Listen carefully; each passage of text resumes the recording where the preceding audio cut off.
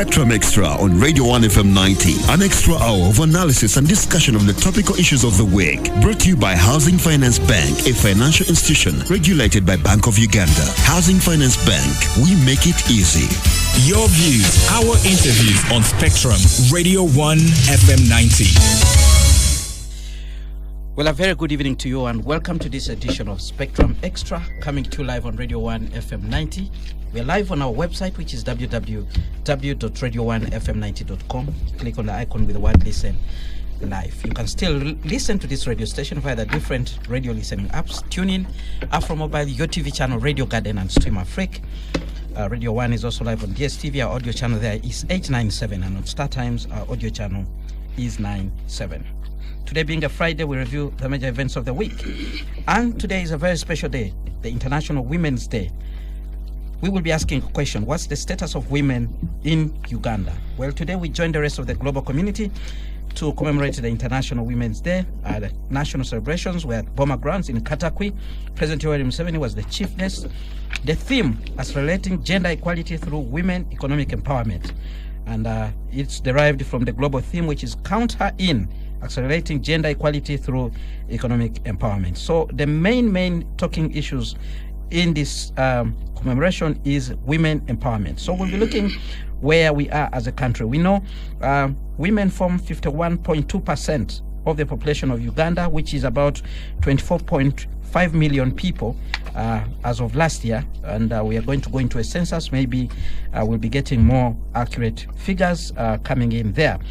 There are so many other challenges that women face, including poverty.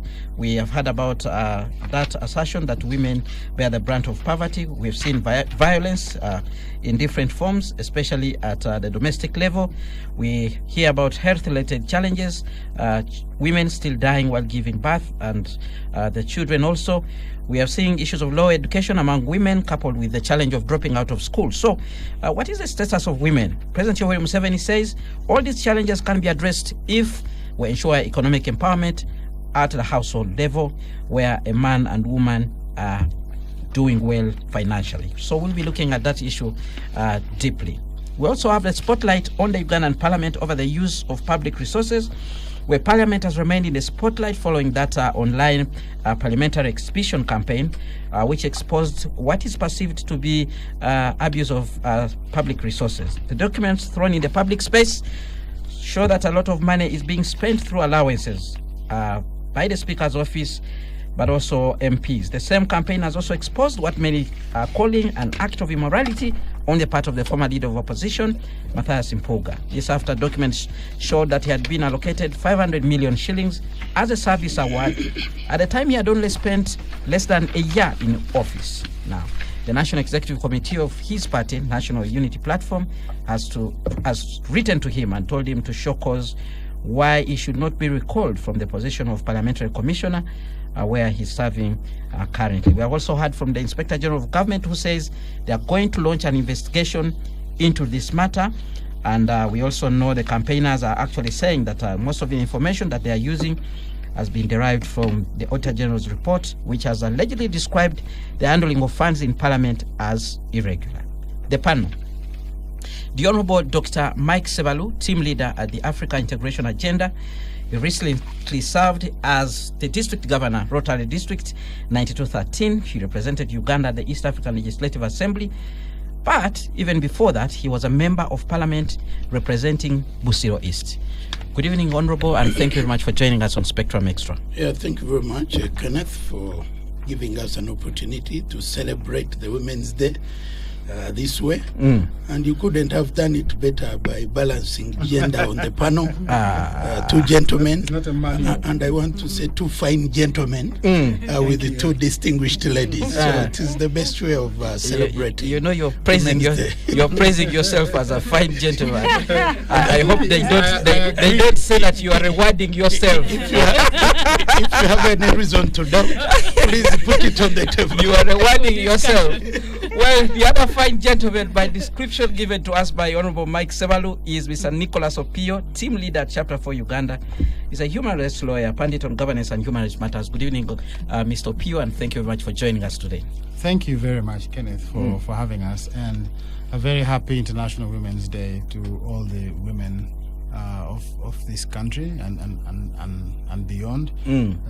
I think that we should celebrate women every day, but I think we must remind those who are not on this day that women are an integral part of our community, and any measure that excludes them from our community, just denies a huge percentage of our population from taking part in the active life of our country. And you're very right. Our population now 51.2% women. I think that's an estimate. An estimate. When we last did the census. Should be much more. Yeah. Should be much more. All right. What will come out of the census? All right. Our third But panelist. if I may seek your indulgence also, I think this week marked the end of an era, others said an era. The IGP retired from office, Kotho Chola. Interestingly, Kotho Chola and I entered the role of advocate on the same day. He was much older though, but he was a city director at the time, and his term has ended. So we just wanted also just to wish him well. Well, our third panelist, Ms. Perry Aritua, Executive Director at the Women Democracy Network Chapter, that's the Ugandan chapter. She's also a lawyer and pundit on governance and human rights matters. Good evening, and thank you very much for joining us today. Thank you, Kenneth, and good evening, viewers, listeners, my fellow panelists, and happy Women's Day to all my peers and all the women out there. Well, Dr. Mike Sevalu told you today that we have a balance, and in some circles they actually call it parity.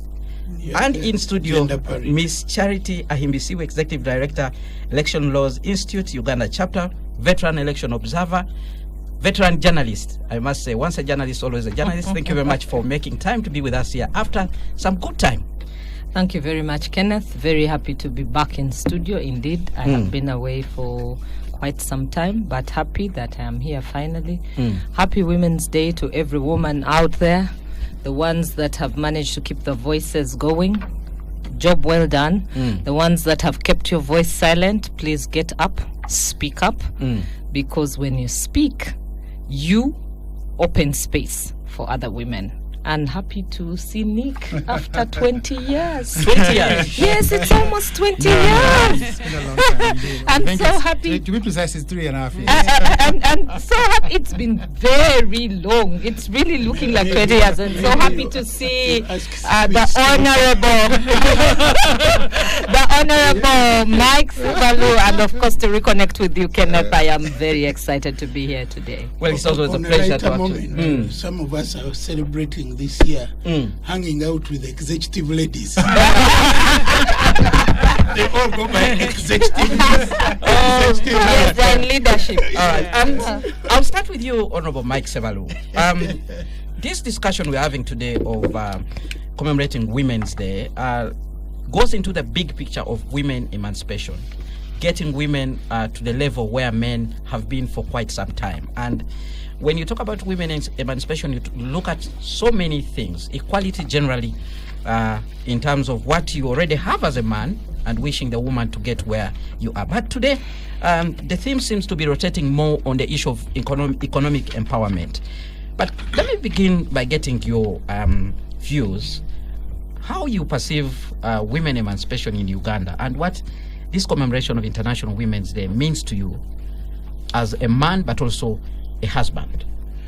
Yeah, first of all, as a man, I want to appreciate the fact that humanity is made up of both gender, and that should be reflected in all aspects of life.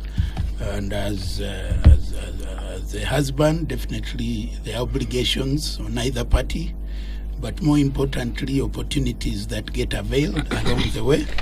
So when we talk about the subject matter of emancipation, I look at it from the point of diversity, equity, and inclusion, where we appreciate the diversity, gender diversity within our populace, where we need to look at issues of equity in terms of opening up opportunities and availability of openings for both gender and inclusion, ensuring that whatever we do reflects.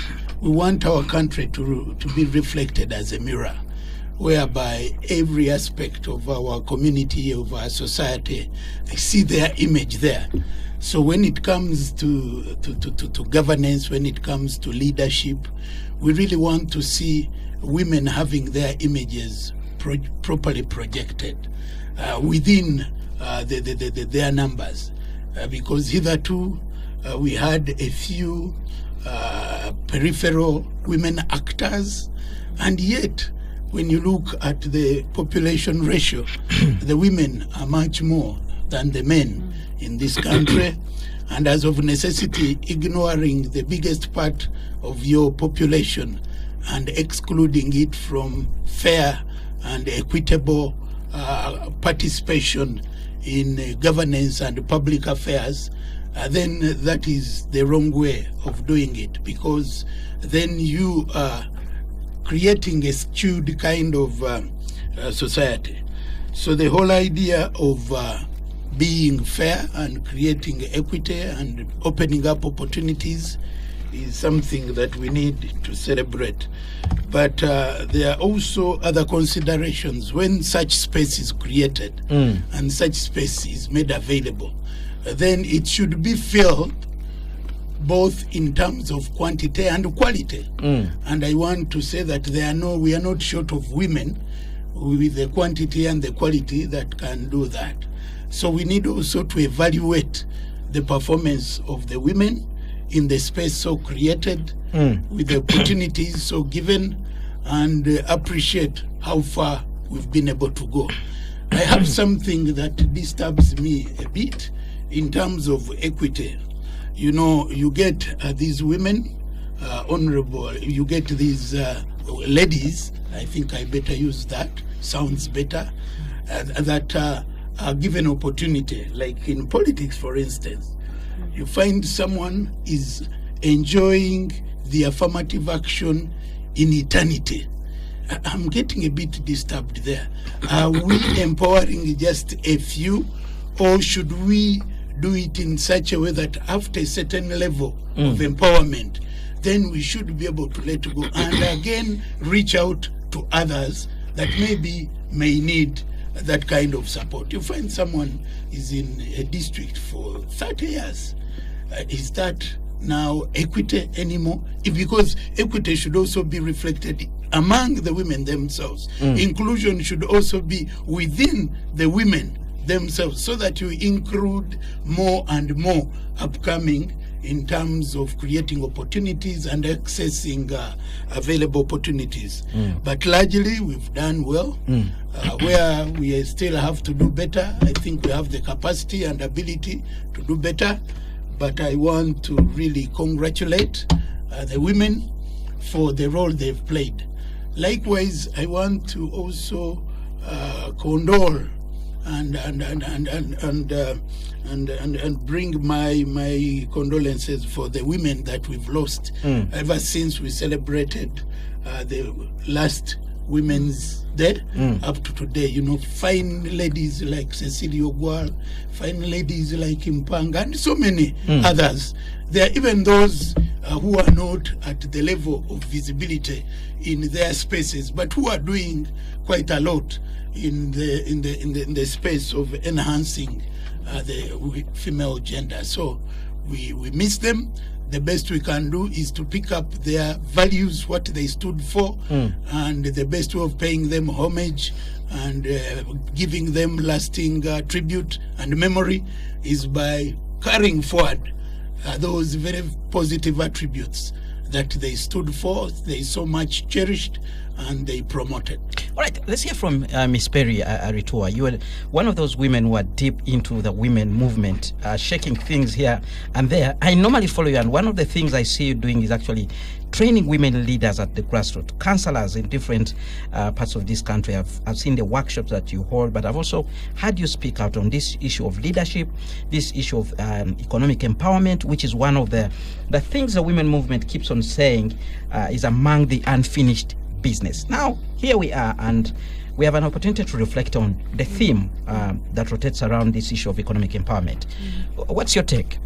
Thank you, Kenneth, and thank you for giving us this opportunity to discuss this important issue, because one of the events that happens on International Women's Day is really conversations like this. Now, when you look at Uganda, we have a largely young population with about, there was a report by UNDP, I think 2020, they said 74% of Uganda's population is actually below 30 years. And if women are the majority, that means even in terms of population, the younger generation has more girls.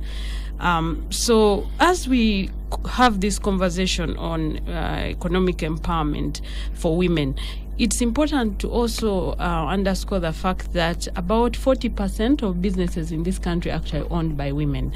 And this is still according to a UNDP report 2019-2020.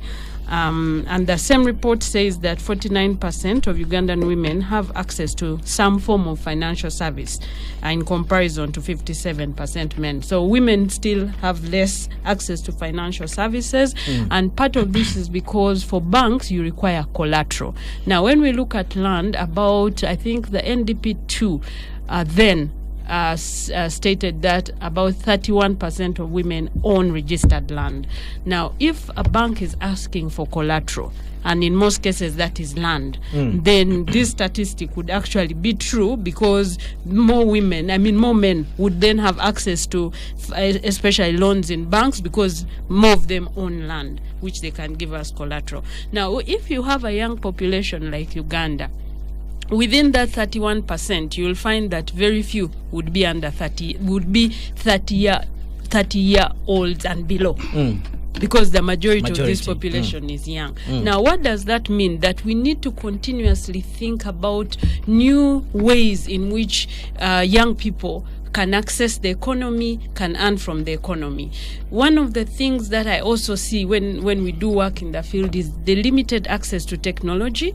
And we know that when you have access to the internet, there are opportunities on the internet in terms of jobs, in terms of information to grow your business, the different services that can be accessed through the digitization. Now, when you have a young population, a number of females not having access to technology, then you're practically kicking them out of the economy. Now, it's also true that women's economic empowerment is key for women's empowerment. And we'll look at different situations. For instance, when it comes to accessing even just health services, you need money. Now, if you are unhealthy and you don't have a source of income and you don't have anyone to give you that money, you will die. That's the reality. When it comes to even decision making, especially our political decision making, I've seen women not even being able to afford nomination fees at both council level and also parliament. So that tells you that having economic empowerment also creates other social and political empowerment for women. Now, we also know that there have been a number of programs that government of Uganda has put in place, PDM, WEP.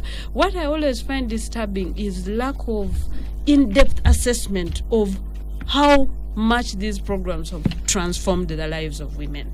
And I think that's important, because if you want to know whether lives are being transformed, you need to be able to evaluate. For instance, after you finish WEP, what has changed? Where are the gaps? Which kind of women are accessing these services?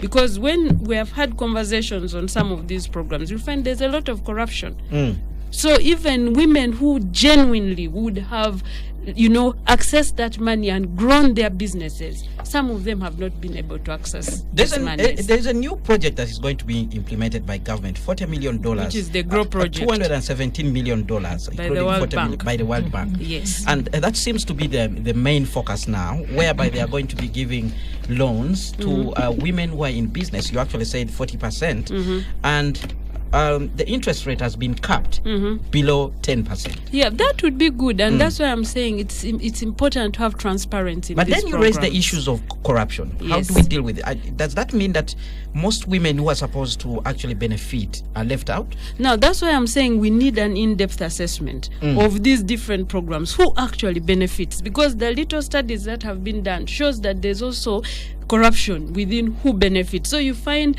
for instance, when it comes to WEP, you'll go to the rural parts of this country, and women who are genuinely running businesses, who would actually have a big implication for other women, do not access these funds. While you'll find people who are either connected to the politics access this money, misuse this money. Or even men. I'll come to that. Misuse this money and they get away with it because of whom they are connected to. The other thing is you need to deal with social norms. Now, that's the issue of who has control. You can access this money, but if the man still thinks that he has control over you and everything that you earn and own, then you have a problem. And that's why at times you find even it becomes difficult for government to recover money, because you reach home, as soon as you enter the household, that money is taken away from you because you don't have bargaining power. And that's why you cannot do these programs in isolation. You need to deal with the social norms, and norms are things which people practice for long, and at times they think it's the right thing to do, where they say you're property because we paid dowry. Now those kind of beliefs affect government's programming, and that's why you cannot do these programs like GROW without dealing with those other factors that may make it difficult for you to gain the benefits. And that's why for me my question would be, if you're establishing a program like GROW, what is the role of the other actors who are very relevant in terms of addressing these social norms? The cultural leaders, the women's rights organizations who work in these communities, the religious leaders. You need to be able to deal with attitudes and beliefs. Otherwise, you'll give the money and you will not gain the benefits. Now, the other thing that I would also like to say in terms of women's economic empowerment is that when women are empowered, it's not only them who benefit. We have seen this, that you'll find there will be expenditure on families. There will be expenditure in the community because, they buy most of the household things. Then they'll also pay government taxes. So government gains because the more women who are working, the more taxes government collects. So that's why for me it's a win-win that for any government, you must focus on both genders, the men and the women. But the biggest population in this country is women. And young women. And I think that's why having a conversation on young women as we have these discussions is very important. Because there's a report by USAID which showed that many of them are actually interested in agriculture. People have this thing that young people are not interested in culture. It's not true. What they're looking for is 1, land. 2, what are the inputs for if they are to get involved, value addition, training, mentoring, being exposed. So if we don't have that conversation, and we're saying 74% of our population is under 30, we will not be getting the results that we want to achieve. Right, Spectrum Extra on Radio 1 FM 90. Dear listener, be part of this show by sharing your views with us. Use our WhatsApp line, which is 0703 090 090. We're going for a break now. When we return, we'll hear the views of Mr. Nicholas Opio and Miss Charity Ahimbisiwe as we continue reflecting on the commemoration of the International Women's Day, which is under the theme accelerating gender equality through women economic empowerment. Stay tuned. Radio 1 FM 90. Spectrum Extra continues after this break. Spectrum Extra, Fridays 7 to 9 p.m. on Radio 1 FM 90. Spectrum Extra, Fridays 7 to 9 p.m. on Radio 1 FM 90. Thank you so much for staying with us on Spectrum Extra live on Radio 1 FM 90. You can imagine the deep discussion that actually continued in studio. We were actually reflecting on whether wealth can create a semblance of peace in a homestead, in line with a statement which was made by President Yoweri Museveni earlier today, when he said that when a man and a woman are all rich and the family is well financially, the likelihood of having violence in that setup is actually reduced, minimized. Is that true, Perry? Yes, it is true. Why is it true? Because when you don't have money, then you are conflicting on basic necessities. There's no school fees, you're going to quarrel. There's no food, you're going to quarrel. But there are also people who just are badly brought up, bad attitude, that even when you have resources, they are just violent, and that's where those ones need help, because money is just one of the aspects, but it's not everything. I think for me, a lot of it is how you communicate, how you partner, and that's why this whole conversation on gender is about partnership, that we fly together. So there are many other things that add value, but poverty is also a cause of GBV. There are some people actually say when women become wealthy, they start flying first class and that is in not the economy class. That is a general. If you know what I mean. Yes, that's a general statement, but it's not true. Yeah, it's not true. Let's bring in the final patriarchal stereotype. All right, let's sharing an experience. Let's bring in the final gentleman, Mr. Nicholas Opio. During the break, you actually shared something which was very interesting, which tried to indicate that wealth in a home may necessarily not be a center of peace. Some people can actually use it as a weapon. Oh yeah, I mean, I've done several cases where people who have means don't have peaceful relationships simply because of cultural differences. I think that, and this is just anecdotal, it's not scientific, many women, largely from Western Uganda, are supposed to be seen but not heard and live in extreme violence. I've done several cases. The Katanga case is just one such case, that wealth doesn't necessarily mean... What do you mean they are not supposed to be seen? You must look beautiful, you must dress well. Oh, you must be seen. But never really have voice. Okay. Never really have voice. And they'll pour you with all the resources they have, the money, the vehicles, whatever it is you need, a home. But you're just a subject of a man. And so wealth may not be necessarily a measure of how... It certainly can mitigate conflict, but definitely doesn't really mean that it will ensure peace in a home. People quarrel for different reasons, and the reverse is true, that sometimes when even the majority of the divorce cases, yes, you find that they are very closely associated to with the resources. Resources. Yeah. Carry on, Mr. Nicholas Opio. And so, but the point that I wanted to make was that women's emancipation or women's empowerment is not a technical issue. And many times when you hear people speak about it, they have a project, they have a new law, but really this is a deeply political and cultural issue. Unless you have an atmosphere in which we appreciate the values of women, all these projects you are doing in yoga, the minister has listed about 10 projects, it's all meaningless because it ends up not solving the problem. And that's the question that Madam Perry asked. Why don't we assess the impact of these projects? Because these impacts don't add up. And precisely because we are treating women's emancipation as a technical issue, we are treating women's emancipation really as a token issue. As a favor. It's a token, a political token, without necessarily... That is why you have an explosion of institutional frameworks and normative frameworks that purport to address the emancipation of women. We have beautiful laws, we have institutions, but those institutions really have not translated into a significant change in the lives of ordinary women. I'm talking about the vast majority of rural ordinary women. And we have got to ask ourselves, these normative frameworks and these institutional frameworks, why haven't they solved the problem?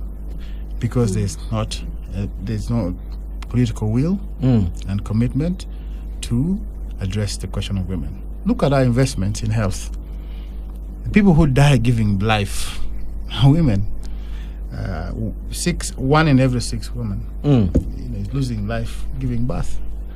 We committed to making a certain percentage of our budget invested in addressing this issue. But those commitments remain in paper because there is no political will to make sure that women are empowered. This tokenism, this lip service we give women. We've got to examine it. Take, for instance, I actually think that we could make more output investing in economic empowerment programs for women than electing a woman MP. The unit cost of a woman MP does not translate into the expected output to benefit more women. Okay? In any event, it only entrenches what I think is tokenism. Okay? And I think that we've got to examine whether these approaches are approaches that make sense. The second thing really is this, and you've got to go and read a book, a 2014 book, to understand the point that I'm belaboring to make in my very poor English. A book by a gentleman called William Easterly. The book is called The Tyranny of Experts, Economists, Dictators, and the Forgotten Right of the Poor. It is a revealing book that tears down what we see as colonial, post-colonial and new colonial systems of development that have left the poor, if not poorer. It introduces a term called authoritarian development, where development is dictated for you from Western capitals.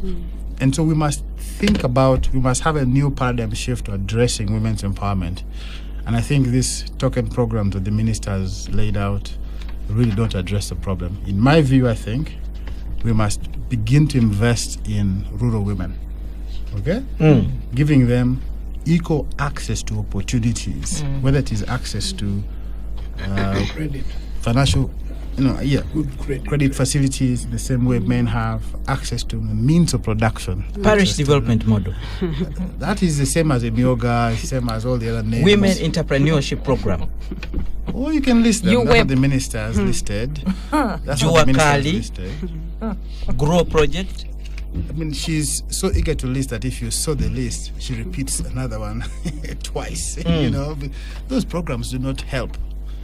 If it helped, Northern Uganda would be the richest part of this country. Luero Triangle would be the richest part in this country. These are political projects to win election, to siphon funds.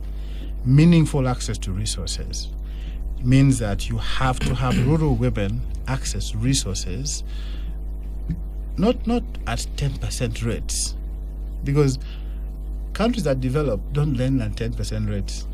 It's 2% is even very high. 2% is even high in many economies, because because there's something called the velocity of money. The faster money moves, the more better it makes itself. So if you have a 10% interest rate on loans, you're not helping these people who are trying to borrow. What you're actually doing is making the financial institutions even richer. Okay? And so we've got to go back and begin to look at even interest-free loans that help people to multiply money, to increase the velocity of money. It means that you must have access at very low minimal rates to encourage production, to encourage the deployment of money, to make more money. And women can do this better than men in so many ways. The second thing you must do, I think, is access to skills training beyond. Our education system is broken. We've got to begin to teach people skills on how to deploy themselves in a way that is productive. If you read the universities alone and come to the marketplace, you're going to be a laborer. You're going to be, So we've got to go back to skills training. Look at point number 5 on the minister's statement. The presidential initiative project on skilling when you hear presidential talk, just know it's a waste of time. 75,000 girls have been trained since its inception in 2017 under State House. Well, I have a different view. I don't think that's a very efficient way to do this kind of things. If you're talking about skills training is not a 2 months training. It's a process of training that begins to train a person very early. It's continuous, it's integrated, it's long term. Because the skills, I met 2 Ugandans in San Diego who had fled there for various reasons. One was a plumber here, and he had a plumbing company, but he couldn't do plumbing in in San Diego because the skills they need there, the tools, he doesn't even know them. So skilling is not a 2 weeks course at some workshop. It's a continuous process of development and it has levels. Yes, Lagos. All right. Very quickly, thank you very much for your views there. Let's bring in continuous. It's not an event where you then gather people in Kololo, you drum, you sing, you ask the man to turn again. That's politiki. All right. Can I say something very quickly before we bring in Charity? And that's why one of the questions I keep asking when we go back to the field is these women actually still prefer to borrow from their own circles because their interest rates are lower. Somehow they trust their own processes. So when you even introduce these new, they are looking at it like this. We can't trust this, you know. So I think what you're saying is a new colonial, imperialistic project intended to make money for the World Bank. All right, let's bring in Charity. Charity, your views on the commemoration of International Women's Day, but we are looking at the status of women in Uganda, the issues that remain unresolved. I like the issues that remain unresolved, and I'll be addressing my mind to them. But I've just reflected a bit on what Nick concluded with. The World Bank projects are a tool of the oppressor. They're a tool of neo-colonialists. I mean, the colonialists to oppress us. So don't read us your World Bank projects. Well, remember, Uganda is a board member of the World Bank. It is a big... Uganda is not a board member of the It is World Bank. a tool. It's no longer. And Kenneth, don't lie to the public. So, the unfinished business. Hey. The theme, the one that you're running away with, is count her in. But I like the African Union theme. The African Union theme says invest in a woman, accelerate growth. Now, it leaves the investment open, saying, therefore, you can invest time in this woman, you can invest knowledge in this woman, you can, and I'm going to give you practical examples of people who have invested knowledge. I have a professor friend at Makerere University, I'll not mention his name. When he met his wife, she had 1 degree. He took her to do a master's in South Africa. That time she had produced 1 boy. He took over and looked after the boy until she was back from South Africa. 2 years she did in South Africa. Then he sent her back for a PhD. That time they had 2 boys. He took over and looked after the 2 boys. She was in South Africa for 4 years. She kept going. When she got to the research level, she came back here. He supported her on the research journey. And when she was done with her doctorate, he found her a job here in Uganda. Very good job, outstanding. The home is stable. Very stable. So it no, not so it appears. It is stable. Oh, you imagine. The home is stable. Nobody is threatening neither the man nor the woman. So when it comes to investing, and the Honorable Mike Sebalu, can you rise to the occasion of investing in a woman? Definitely. Okay, that is what I am trying to say. So. Could be different. And you know, opinions vary, but at least what we have seen is that the home is stable. And I'm giving an example. They could change, factors change from home to home. The challenges that we are seeing are the following. And Kenneth, you list them very well, that the woman is the face of poverty. You know, President Museveni has ever gone to Kamuli, and he went to Mayuge, and he found women with their breasts popping out of gomeses. And he looked at them and said, really, is this what you would amount to? Is it true you people are this poor? He was shocked. But you know why? That was sometime last year? No, it's now been about 4 or 5 years when he was... the one of last year was the road, which had been repaired, and he couldn't understand how that road had been run down when he was heading to Jinja with his wife. So the woman remains the face of poverty. That is unfinished business. 2, violence. Violence is unfinished business. 3, so you have listed your projects, but I'm coming for them. I'm asking the question. If it is so true that 76% of women are involved in agriculture, but you're raising statistics here of 68% of households, the presidential initiative has been able to support families up to a tune of 68%. Why are we seeing the faces of poverty of women across this country? Because these are facts, that we have 76% of our women in agriculture. 50% of them in active workforce. So if these are the statistics and we're seeing women, what do we want? What do we want? We want an increase in investment in a woman to be able to have financial freedom. Okay? The other issue that you highlight here is the health-related challenges. And it is true. Education coupled with health-related challenges is a big issue. I suppose that if we had an educated population of women, what would happen is primary health care in the home would all be handled by the woman. So the woman would know why you need boiled drinking water, you need a clean compound, you need a good household, you need a clean house, you need good beddings to sleep on, you must have personal hygiene, why you need to brush. They would teach those things. And you know, they did that in the past. But what is happening now is that less and less of them stay in school. Why? Early marriages. Why?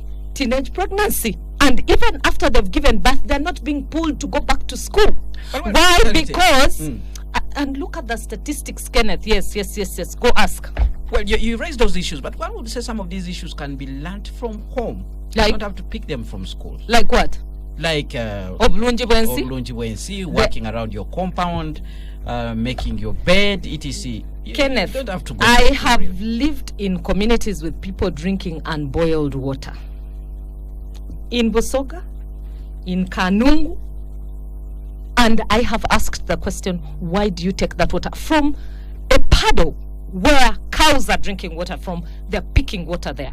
And they said, but we've always taken water from here and nothing has happened. Why haven't they learnt it from their home? And probably before you left Kanungu to come to Kampala, why haven't they learnt it? You took that water. And I'm saying, why haven't they learnt it from their home? So exposure does change your mindset. Knowledge, information changes how you think. And it gives you a way in which you interact with different facets of life. And therefore, I still insist that women, if we are going to transform society, because we said accelerate growth, if you want to see that growth change, you must educate them. You must get those girls that are dropping out of school back into school. And when you get them back into school, spend time on them, invest, do what Nick is saying here, skill them continually, such that they know how to deal with the world as they deal with it. The other unfinished business. You talked about the issue of, that one we have handled, economic empowerment, low economic empowerment. And low economic empowerment is the same thing with poverty. Okay? It's the same thing with poverty. The difference is, if a woman goes into farming, she is thinking about, how do I grow food for my home? I want to show you the issue that is happening in Kabale right now. That when a woman inherits land, she's denied a chance to own that land. Her brothers take the land from her. The RDC's office is swarmed with cases of how women are complaining how their fathers gave them land, but they're being denied the land by brothers, by relatives, and they say you cannot own that land. But if she has that land and can grow food for the household and can grow food to sell, then her economic power goes up. Then we also have the question of land cases. Land cases, apart from the inherited land, the woman buying her land and then the man owns it. You have to register it in the name of the man. Yeah. It is an issue that is there in Kabale. Now, land is a resource. It is a resource for production. And I'm talking about Kabale because this is where I have statistics for. This is what I see happening in Kabale, but I'm sure it replicates itself across the country. That women find themselves in a problem of lack of failing to inherit, and that is also coming from a question of stereotypes, patriarchal society, perpetuated positions, failure to understand that you must invest in a woman. Part of the investment in this woman is to understand that if you give her this land and she's going to do that for model farming of President Museveni, there is a piggery here, he keeps showing us this 4 model. And if you've empowered a woman to do this 4 model, you're going to change your country, you're going to change your society. It is possible. But because we're having less and less women in this facet owning land, they're the ones who are crying when they have land today. Tomorrow the men have taken it.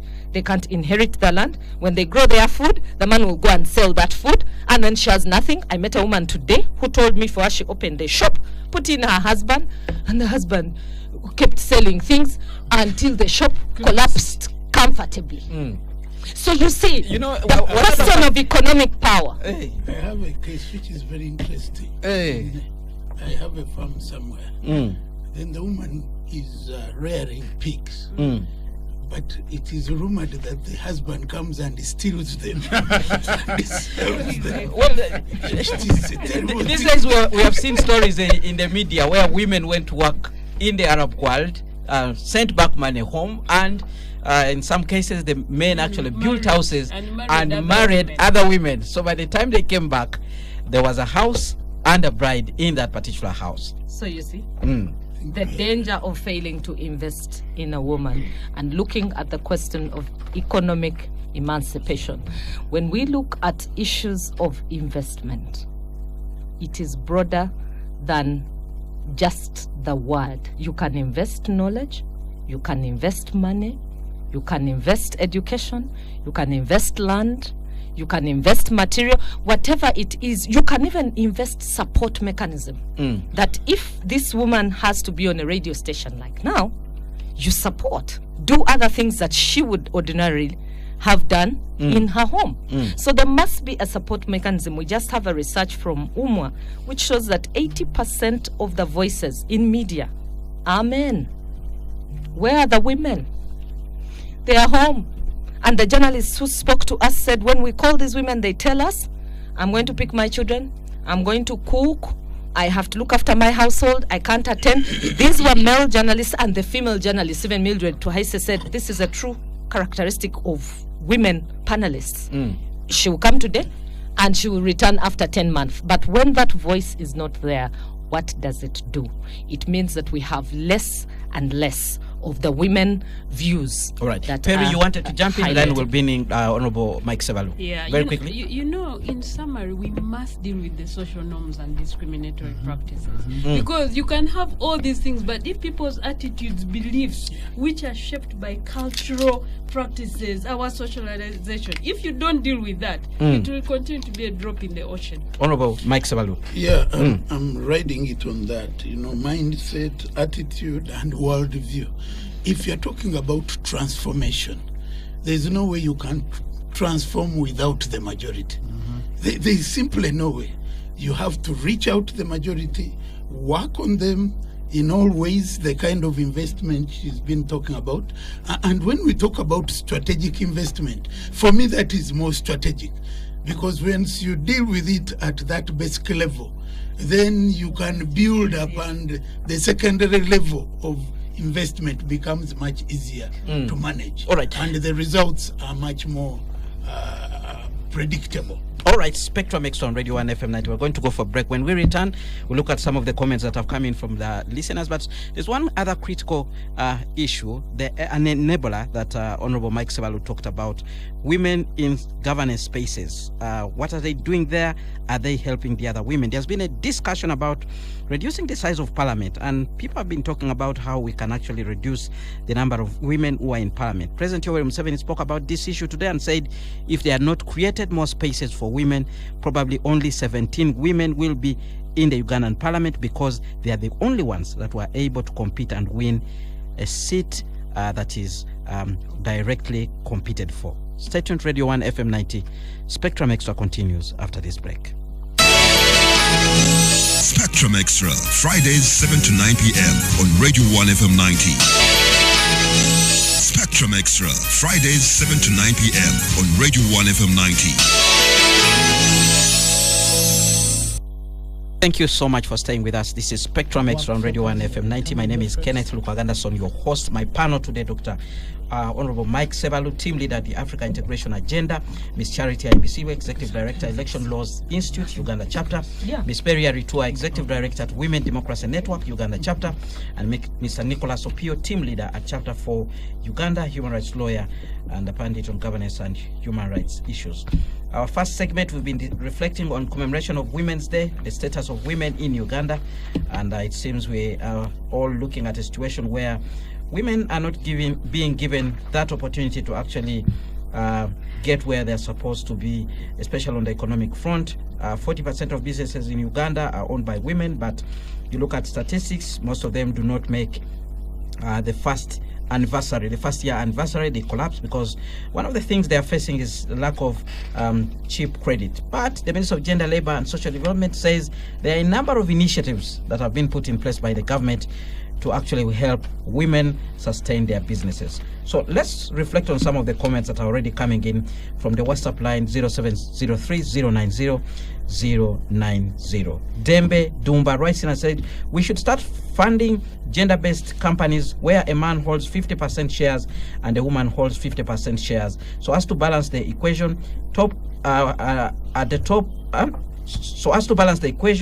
Top of spreading the risk. However, women who have more than men want to prove it publicly. That's a comment from Dumba there. Another comment from Mawa Amazo, who is listening in from Moyo district in the West Nile region. Thank you very much for tuning in.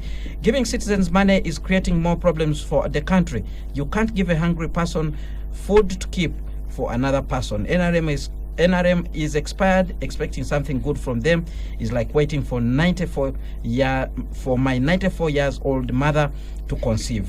That's a comment there from Moyo Amaza, who is listening. Amaza, I must tell you that these days technology can make things happen. Referring to your mother like that. Well, he actually says the mother has gone beyond the age of actually conceiving. Some of these examples, which could be a fact, Honorable Mike Sewalu. not all facts are appropriate. All right, we have a comment coming in from Stan. Stan said, thanks for the show. Happy Women's Day, panelists. The question of inclusion and empowerment for women is very critical to achieving the 2040 agenda.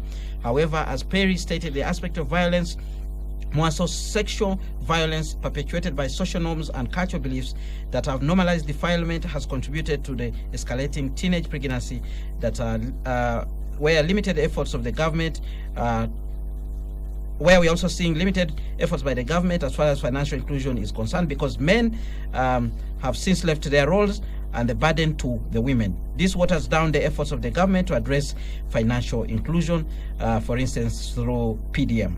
Spectrum Extra, little has been done on bailing women out of sexual harassment in jobs. Let those ladies in studio help us, the ladies. And government has done little on maternal mortality rate. Well, those are some of the comments are coming in very quickly. If you want to comment on any, Honorable Mike Sewalu, let me begin with you. Yeah, thank you very much. The issue of maternal and child mortality is very important. That is an area we do take seriously in Rotary, and we've invested heavily in that space. I think it is an area that needs to be given priority, even at the planning stages of government, because once you handle it well, then there's a lot that you avoid. You know, keeping girls in school for long has so many advantages, as already ably given.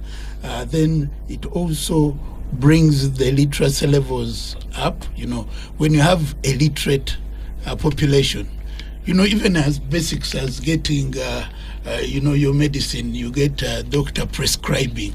Even knowing that I need to do this in the evening, in the morning, going to pick medicine, they appear basic, but that is the basis of transformation. All right. Because you deal with the mothers, you deal with the children at formative stage. That also goes to basic education and literacy. That is how you prepare a population that can be responsive in terms of going forward. Perry, very quickly. Yeah, on the issue of sexual harassment, as I said, we need to deal with the issue of social norms.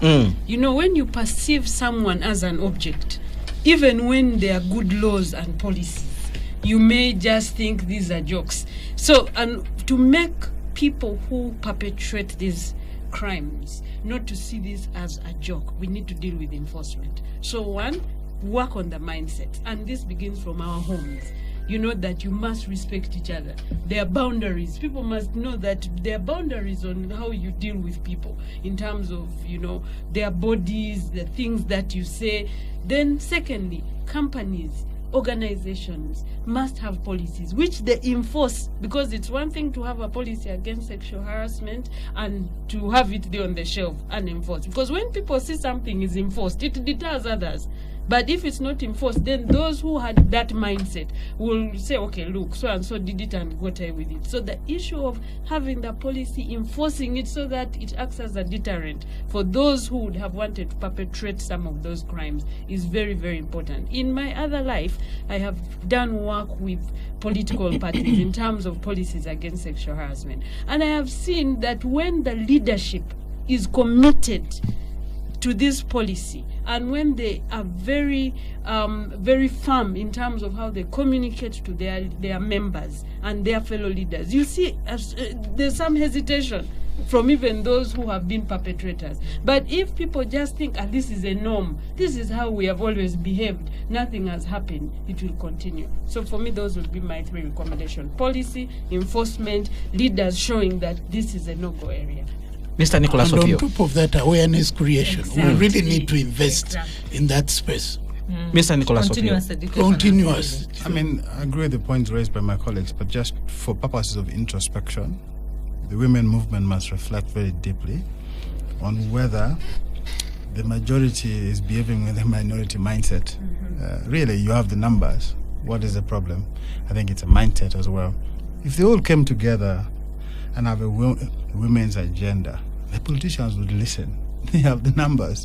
So maybe just for purpose of introspection, the women's movement could think about how they can use their numbers to good effect in politics. They cannot participate in their own subjugation. I think some of the things they do is self-defeating. Right? And if they got organized, perhaps, and I think that they don't have to get locked up in what is called the Stockholm Syndrome, believing that your captors have your best interests. I going to be your saviors. The women of this country will only be saved if they are united together and have a front that thinks about women in a deliberate, consistent manner. Focused. Yeah, not these scattered things, but also when you send us women leaders, send us your very best.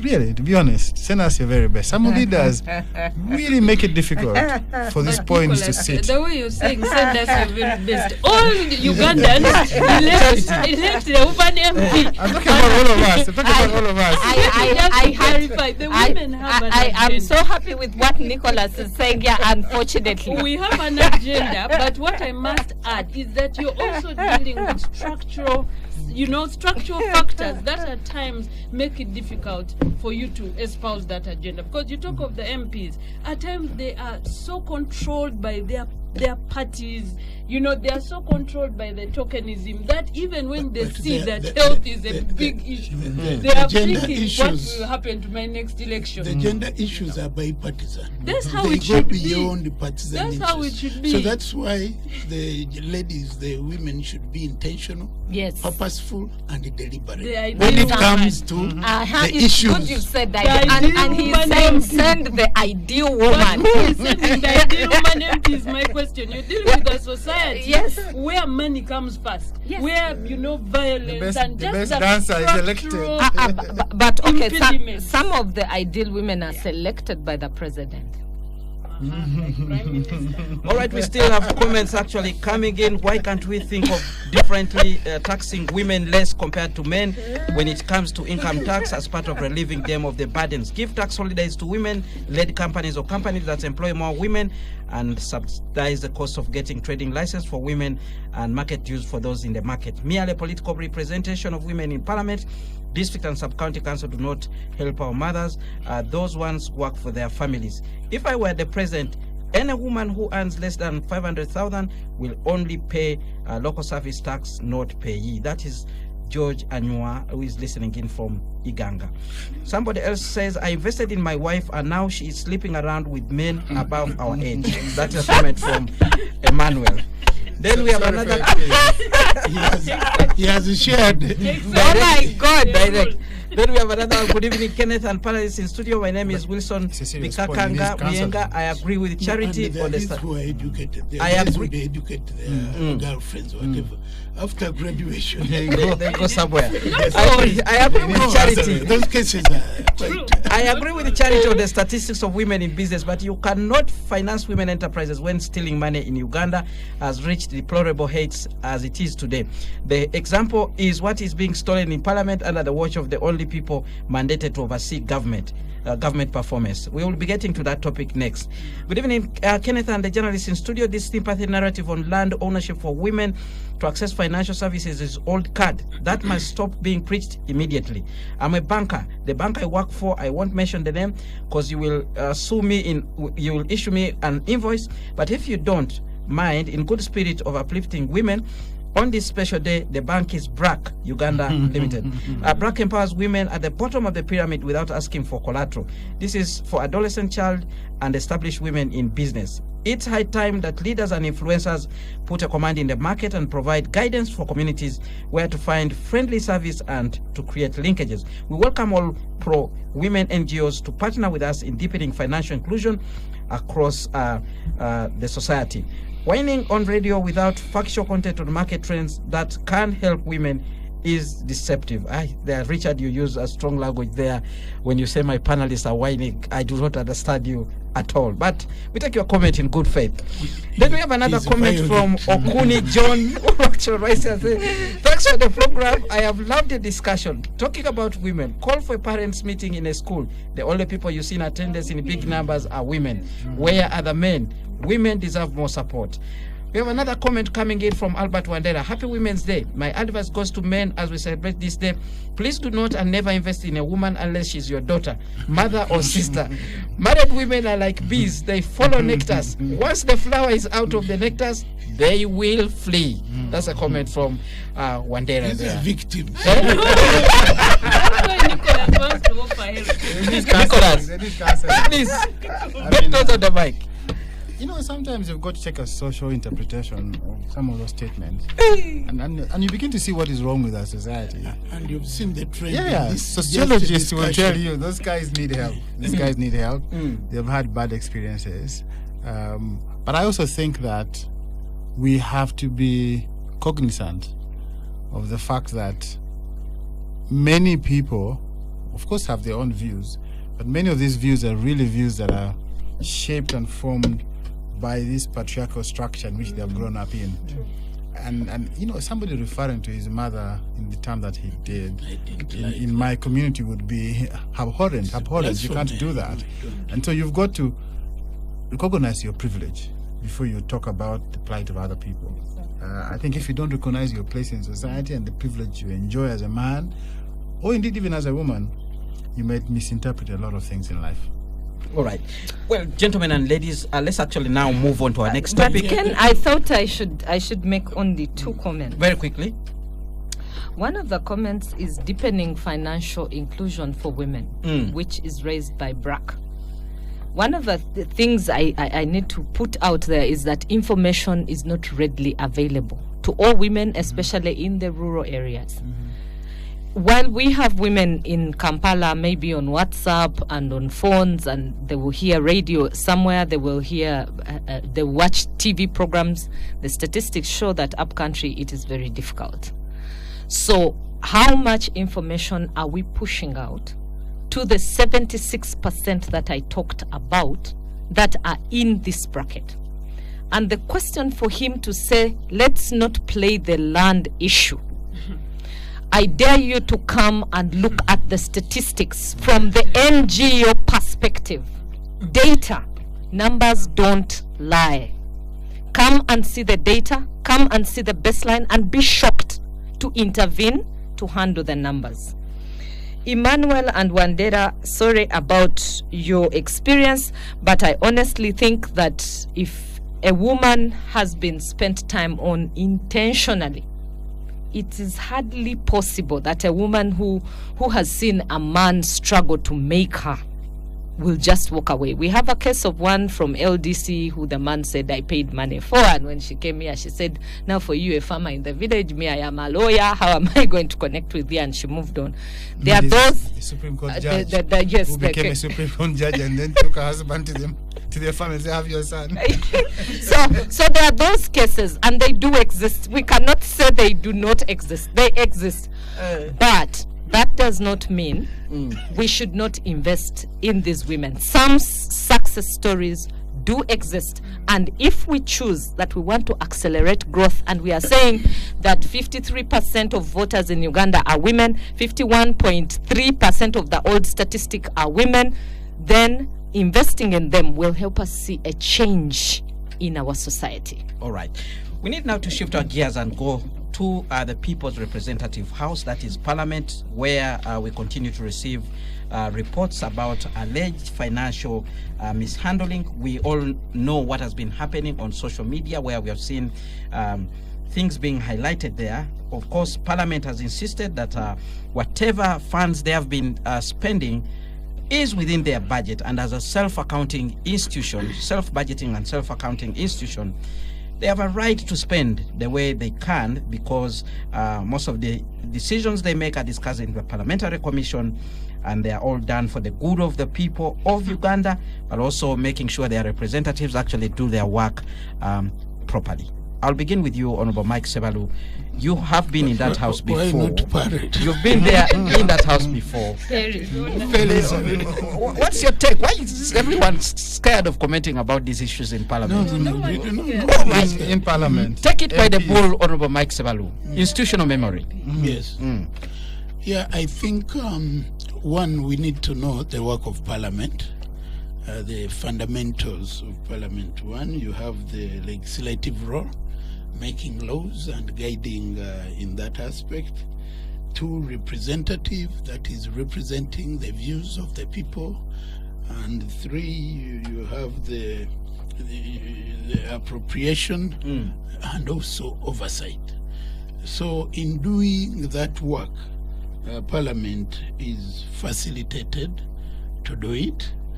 And one, we need to look at the size of the Parliament as is now. And there are questions which we should start asking. For purposes of representation, what is the scale of representation? Because I can represent a district, and if I'm supported and enabled, I can ably get information regarding the district and be able to put forward the needs and the demands of the district. So we need to look at what entails in representation in terms of scope, in terms of depth, and in terms of engagement. Then you have the legislative, and then you have the oversight. We've had parliaments before. They may not have spent the way maybe the spending is now. But are you going to say that they did less representation? Are you going to say they did less legislation? Are you going to say they did less oversight? I think these are questions now we start to ask. And you can also look at certain aspects now with the advent of technology. Because now you can actually use Zoom, you can use quite a number of capabilities technologically to do work which hitherto needed your physical presence, your physical appearance, and your physical engagement. So at the end of the day, I think we need to have leaders being accountable, and being accountable is giving value for money. Because people are going to ask, when you look at the money spent, what is the value vis-a-vis other parliaments elsewhere? Because we even have parliaments within our region. You have Tanzania, you have Rwanda, you have Kenya. If you look at the unit cost in terms of expenditure on an MP or a parliamentary leader and the outcome, how do we then relate? And as a population, I think we need some of those comparative studies to be able to look at the level of spending vis-a-vis the outcome, the output, and the impact. Because at the end of the day, it is about impact. We are talking about women today, the issues that have been raised today. How do they inform the spending? Or how has the spending informed the process of enhancing the needs of the women? Have we been able to look at what is working and why it is working? Have we been able to look at what is not working and why it is not working? Have we been able to look at what we can do differently?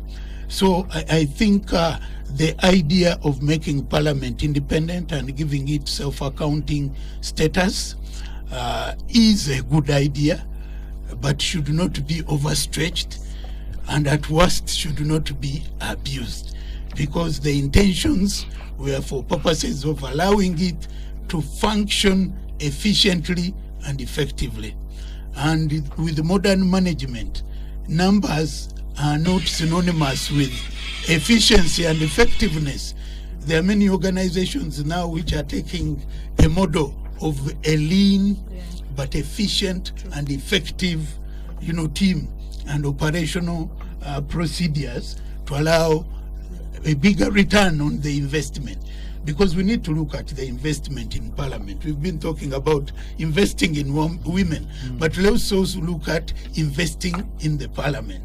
What is the value proposition? What is the return on the investment? Because the return on investment in our case is service delivery.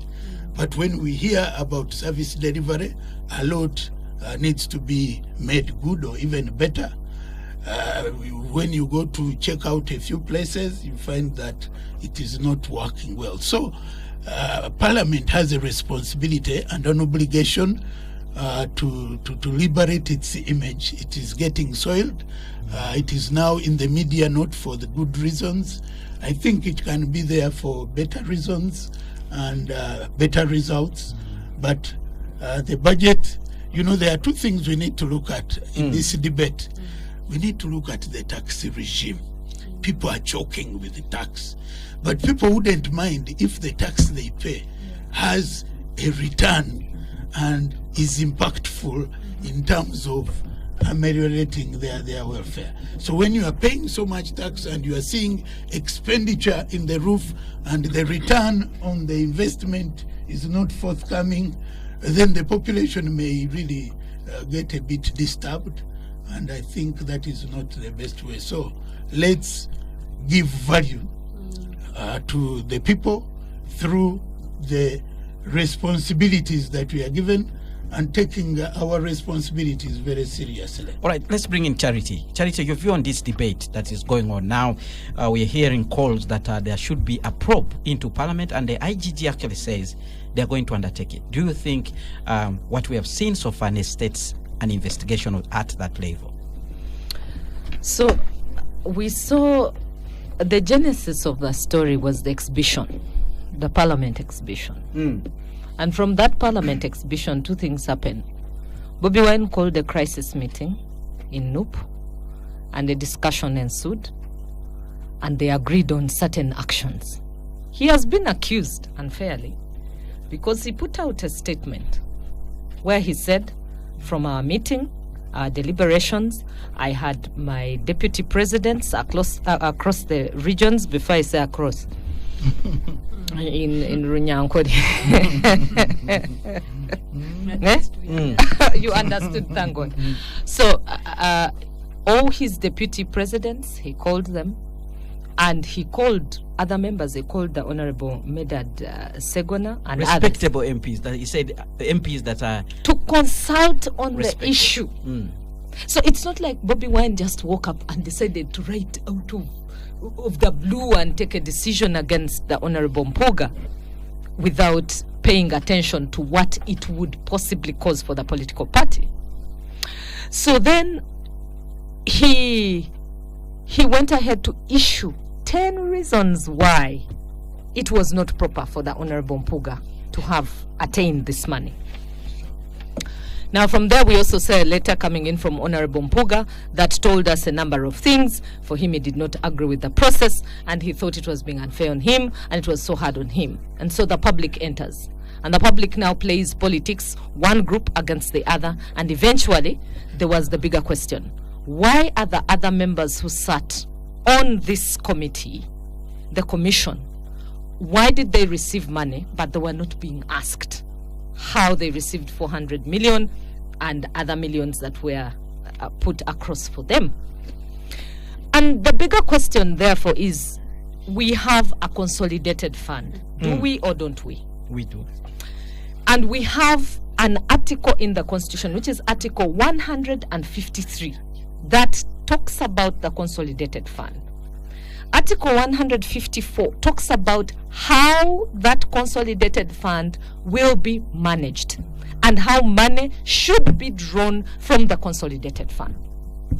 And the process of accountability is emphasized across by the Constitution.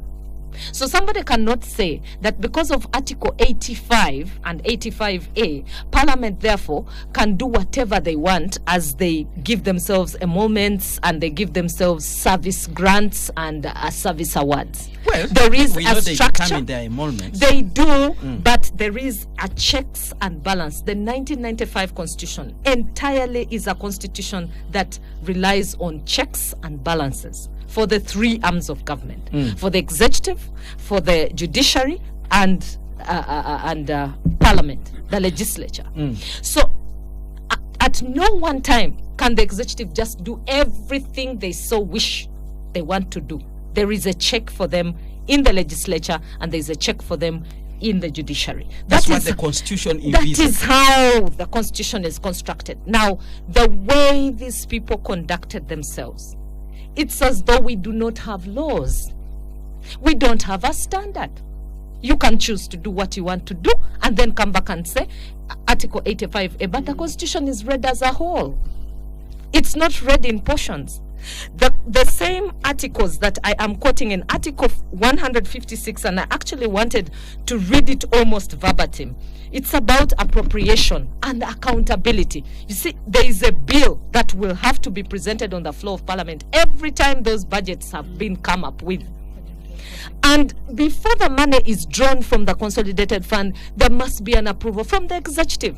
The president himself is the in charge, according to the Constitution, of all the monies in that consolidated fund. But then we also have a clerk to Parliament. And the clerk to Parliament, why are you laughing, my brother? Because I know him. The clerk to Parliament is supposed to ensure that the processes are succinct. Nick, I know why you are laughing. That the processes are succinct. But this didn't happen, and it has not happened. So what we need to do now, we are not lacking in law. We are not lacking also in process. The law is clear on how money should be drawn, on how the management of the process is done, on how bills are supposed to be drawn, and who checks on who. Even the Auditor General has a central role to play as these monies are moving like this from the consolidated fund and going to different accounting officials. So Parliament at this point should actually be audited. And yes, the IGG should move in. Investigations should happen. Unfortunately, whether investigations happen or not happen, we've seen in this country that when they investigate corruption, some things are rubbed under the carpet, especially when politics comes to play, and they let the story be.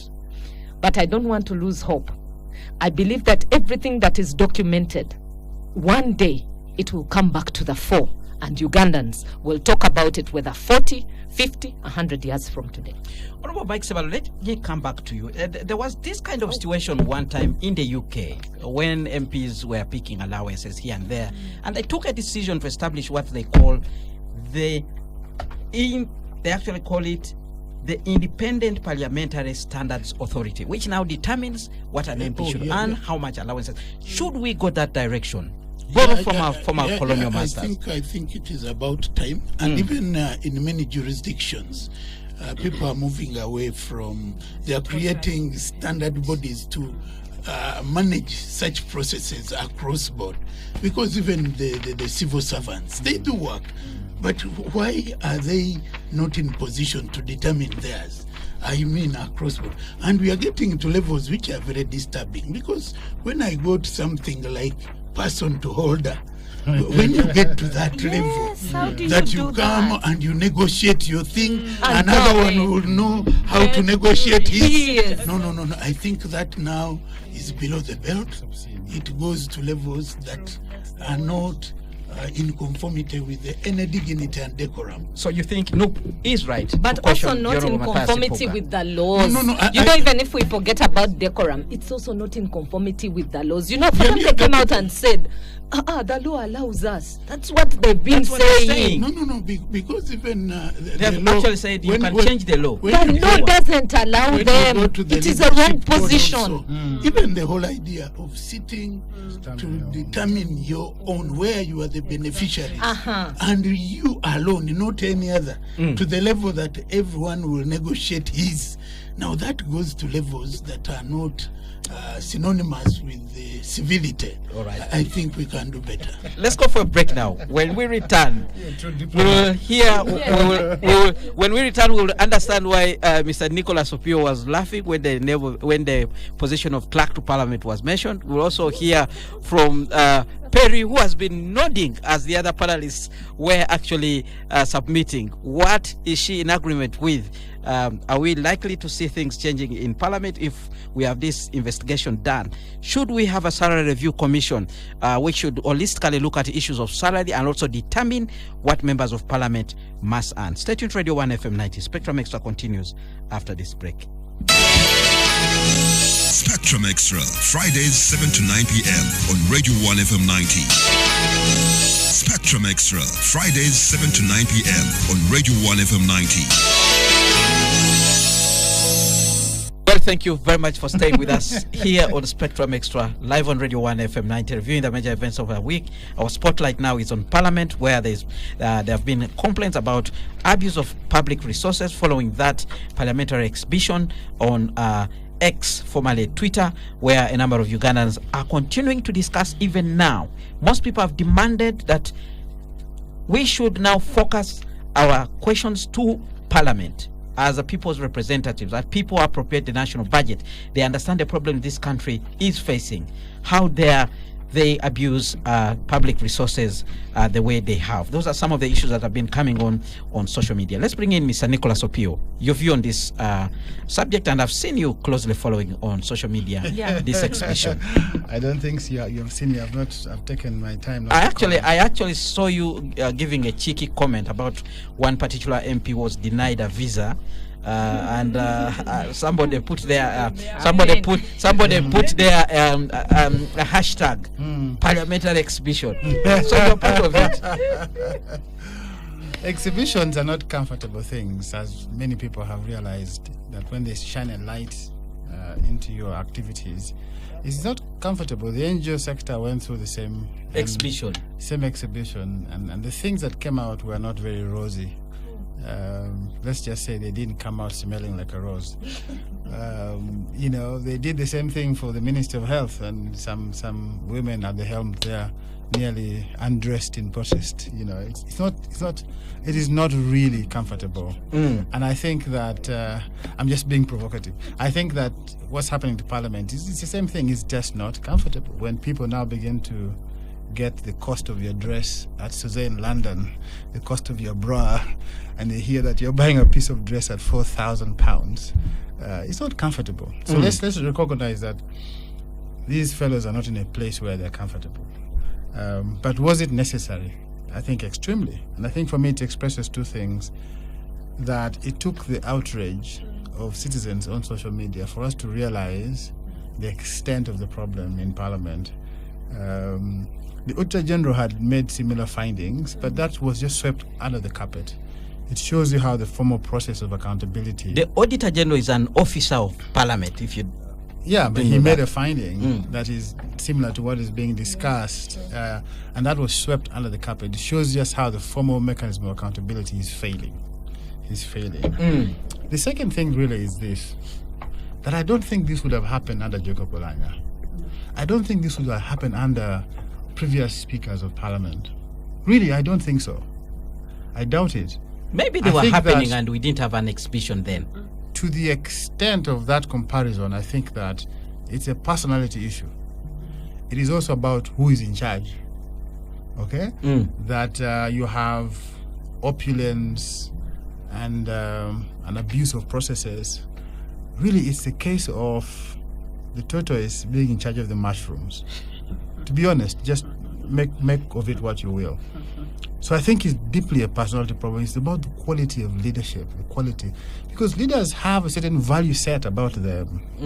That in a country where people are going through these problems, you're buying a piece of dress that you wear for a few hours at £4,000. Allegedly. No, I know this for a fact. These stores, if you go to... The store is called Suzanne London. It's where the royal family shops. That store was so proud of our speaker that they even put her picture on their social media platforms. So the price of this cloth is on the website of this high-end shopping store in London. And so it's not allegedly, it's a fact. So seeing people are in poverty and complaining, and you're spending £4,000 on a piece of cloth, and then they see the movement of money, the way that is moving from the clerk to parliament to your driver, clerk to parliament to your personal assistant, clerk to parliament to parliamentary staffers, in the amounts of, in some cases, 100 million on the same day. There is bound to be conclusions that you're abusing public resources for activities that, in some cases, nobody has heard about. Okay? Corporate social responsibility in this district. There's never been anything like that people... If Parliament carried out any activity knowing how obsessed they are with publicity, they would have put a picture on that activity. Nobody knows the activities. And so for me, it's deeply concerning. Social corporate is also reviewed. It's also reviewed. These people are doing what Rotary is supposed to be doing. But the third thing, really, and I've heard the parliamentary spokesperson, Chris Obore, laboring the point that it is legal. If you don't like it, amend the law. It is not. It is not. Know? When pressed Well, on let me push that. Can I make my point? Let the lawyers speak. Can I make the No, point? I wanted to actually tell him what they're saying. They're saying that the Parliamentary Commission is enforced by law to actually make decisions Listen, I'm going that to make would the help point. the institution to run better. If you are patient, you'd have had the point. They cite the role of the Parliamentary Commission. Okay? Indeed, the Parliamentary Commission law that they cite is Section 6, Clause D, which says the Parliamentary Commission has the powers to make rules for the well-being of members of Parliament. First question, is this payment a well-being payment, really? Is it a well-being payment? But additionally, what they don't tell you is that Section 13 of the Administration of Parliaments Act requires that in making decisions under Section 6, the Parliamentary Commission must do so in consultation with the Public Service Commission. In this case, did they do that? Let's just, technically speaking, did they do it? No. Did they follow the law? They did not. They did not. The payments that are being made to Honorable Mpuga, the other commissioners, are illegal. Correct. Period. And I think we've got to answer that. The other argument they are making is that the Parliamentary Commission is self-accounting.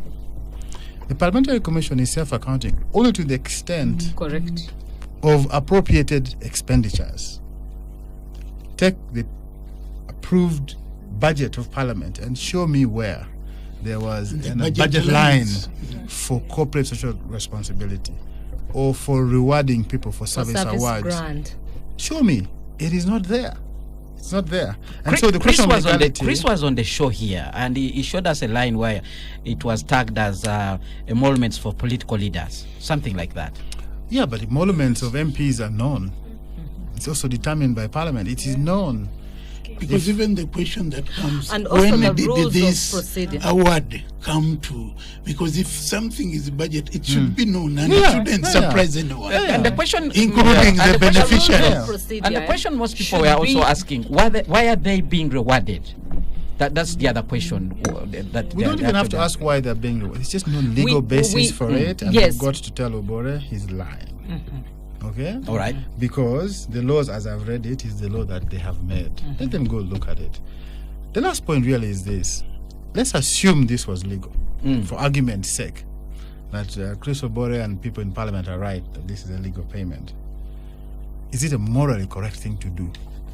Because what is legal may not necessarily be moral. You have a leader of opposition who many people already believed, even before this payment was made, that he was tied at the hip metaphorically speaking, of course, is joined at the hip with the leadership of Parliament in ways that undermine the views of the people who sent him to represent them in that place. And then that is compounded by these allegations that without this exhibition, we would never have known about it. Okay? We've never known about it. So it compounds the dilemma, the moral, political dilemma that Honorable Puga and the commissioners who sat and appropriated themselves these resources. And I think that we've got to make the point that even if it was legal, it is just not the moral right thing to do. Prudent, public-oriented, public-facing leaders would not do this kind of things at the expense of the taxpayer. The last point is this, that, and I've had 2 points just to make and conclude. Very quickly. That the money that you're speaking about is peanuts compared to what other government agencies have misappropriated are stealing. He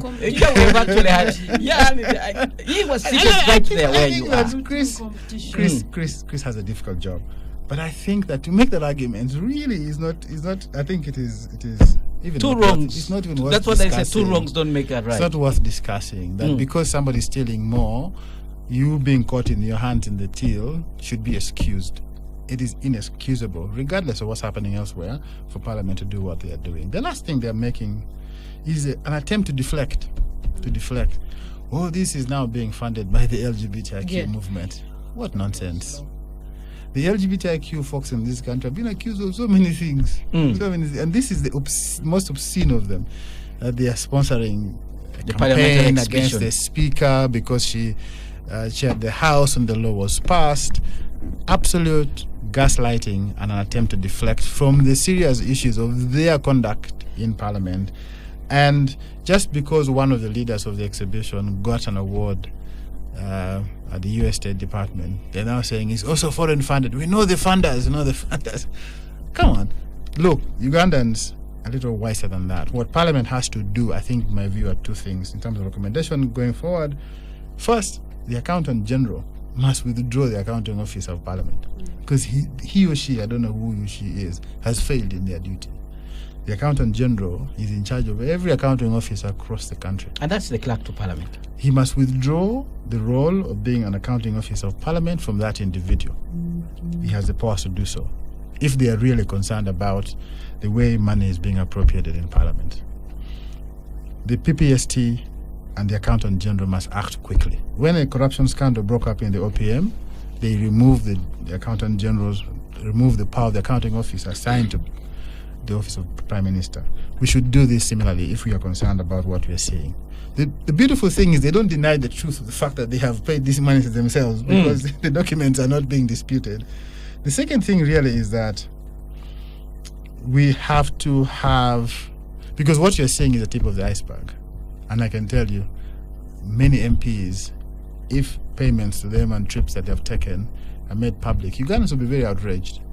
We have to get to the bottom of this and ask Parliament to give us all this documentation so we can make a judgment. Short of that, I think there has to be investigations into Parliament and its expenditure, Office of the Speaker, Clerk to Parliament, everybody else. It is time now to bear them, to put them bare to the public so we can see. We can see what they've been doing. There's nothing to hide. All right. No. I didn't want to go there. Well, let's hear from Perry. Something something that can be disturbing. Very quickly, Honorable. Is something like that happening after the COVID disruption. Yeah. I think that is where all leaders should be frugal, trying to fill the gap created by the COVID disruption. And now religious leaders, I'm waiting to hear from them. They have conspicuously kept quiet. Well, two things for me that have come out of this debate is that public trust in Parliament has actually reduced drastically. At first, we were relying on rumors. Now, when we started seeing documents exhibited, for me, that is what I would call sad for an institution where they are our representatives. Secondly, I think we need safeguards because when a problem occurs, then you need to think of solutions.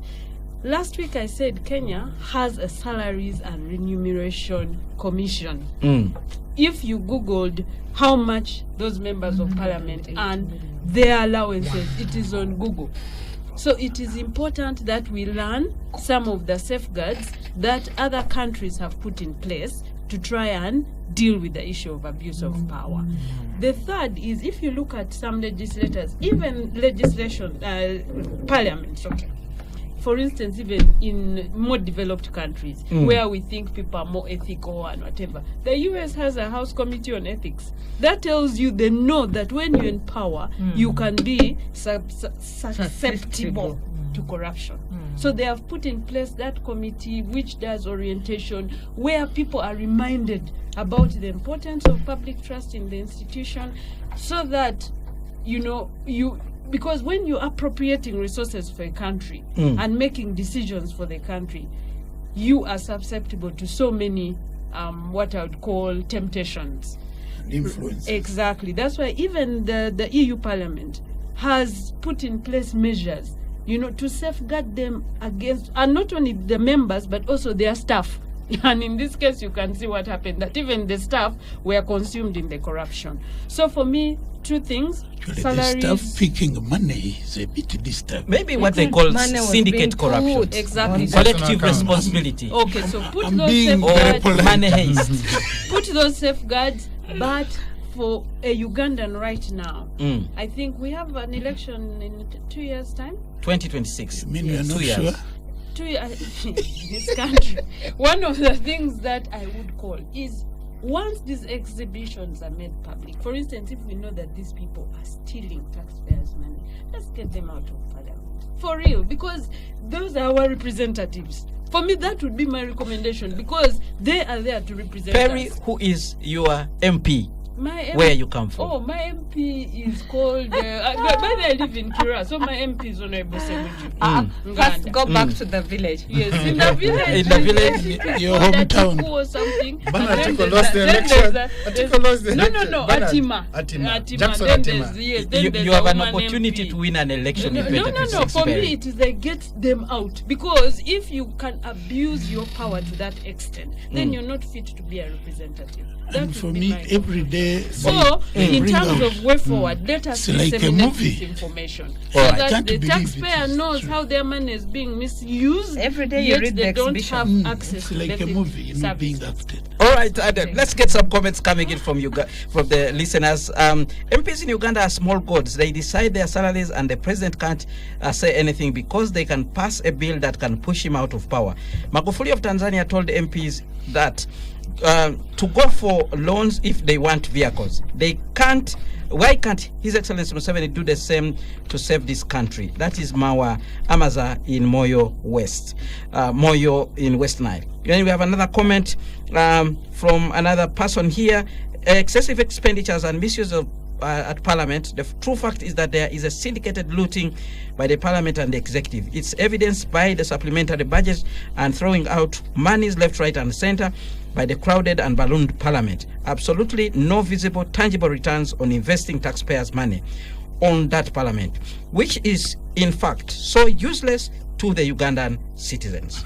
Then we have another comment. I am personally getting worried of how our Ugandan Parliament, especially Parliamentary Commission, conducts its business overseeing the institution. Question: if it's a claim of a token given to Honorable Mathias Mpuuga Nsamba as a former LOP by Parliament of Uganda, did former LOPs, the likes of senior legislators, Honorable Professor Maurice Ogenga Latigo, Honorable Winfred Kiza, get the same treatment of being appreciated with such monies?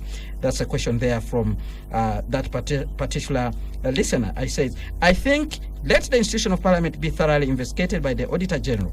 And he says, I think Ugandans needed to be accounted to as taxpayers. We are losing hope in Parliament. That's a comment from Edmond, a political science student who is listening in from Lubaga. We have another comment. Spectrum Extra on the Parliament's money. It's having a primitive understanding of how benefits of certain offices are enjoyed. That's why some office bearers want to maximize their benefits and privileges of their offices despite the hurt it causes to the country. On Mpuuga and his ilk, it's not a surprise. They needed Bobby in 2021, but in 2026 they think they are strong enough to do without him. Nicholas is going personal. Discuss policy and governance, not individualization.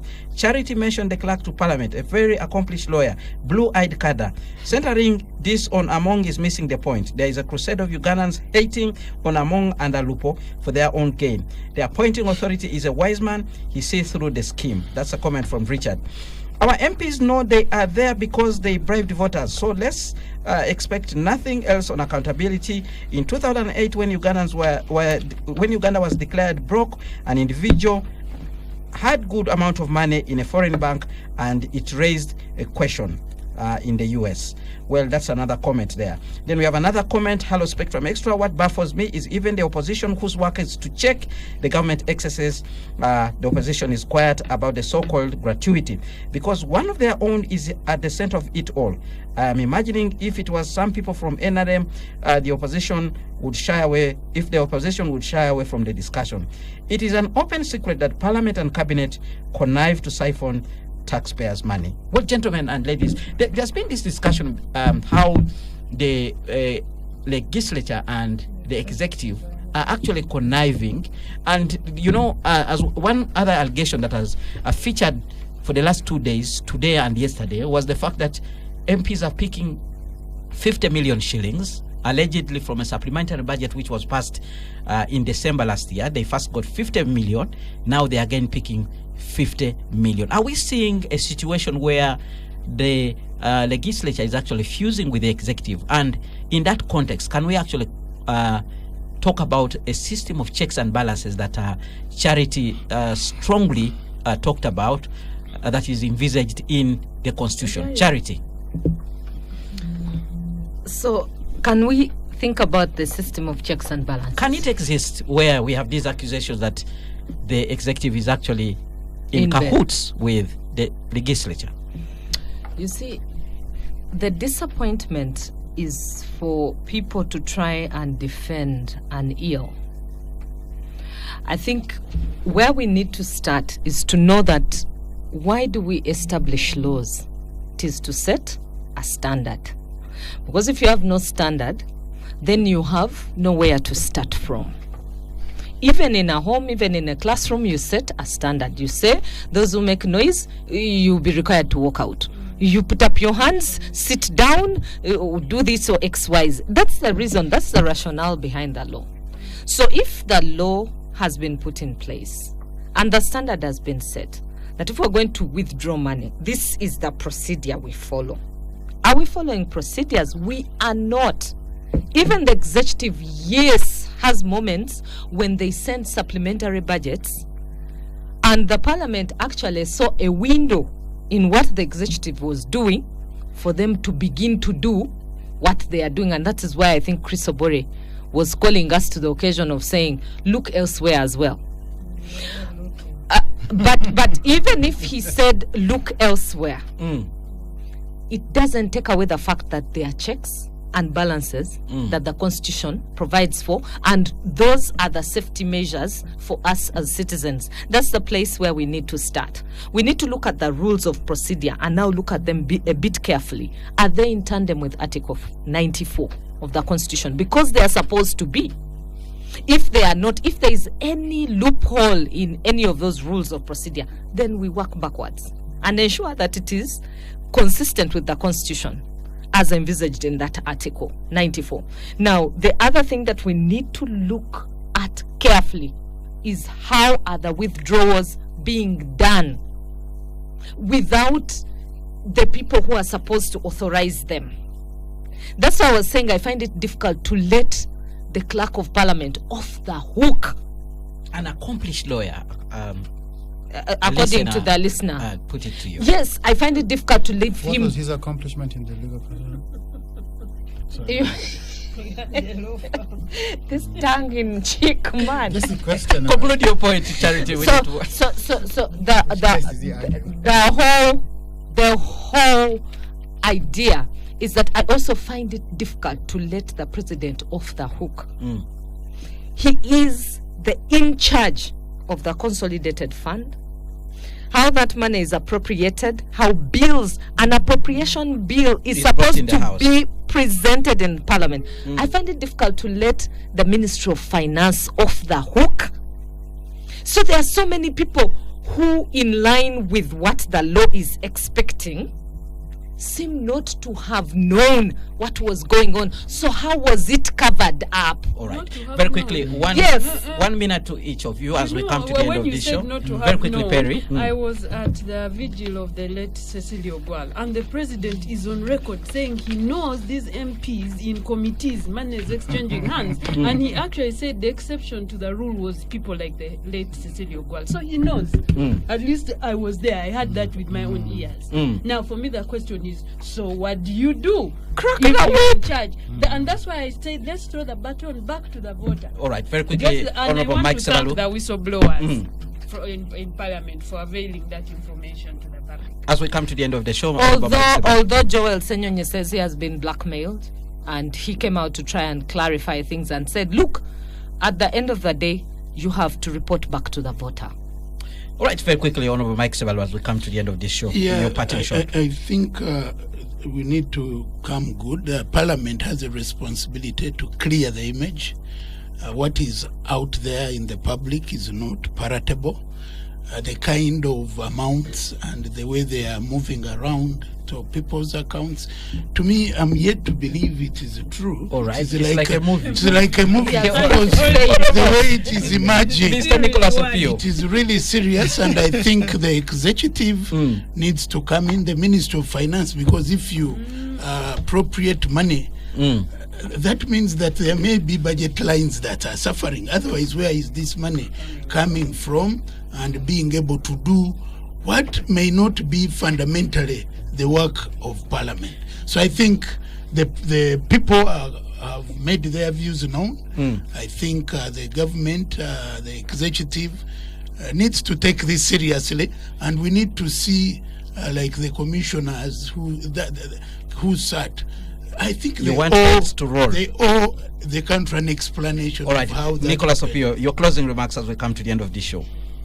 Well, first we must applaud the bravery of the people who are exhibiting this parliamentary thing. Anybody who knows the power of the leaders of the parliament, to the extent that an MP standing to speak must first be grateful, must first bow, lick the feet, lick the arms. Anybody who knows the what power. What else do they lick? That's a discussion of another day. You know, this was a dangerous expedition. The fact that they have braved it, we must thank them. But we must also call upon other Ugandans. Who are their associates? The sources notwithstanding, nobody has denied the documents and their bank records. And by the way, I can tell you on good authority, there is more coming. What you have seen is just a few documents. Lastly, let's wish Okoth Ochola well in his retirement. You like Okoth Ochola? You missed the point. You missed the point. Let me say the point. Others say it's an end of an era, ERA.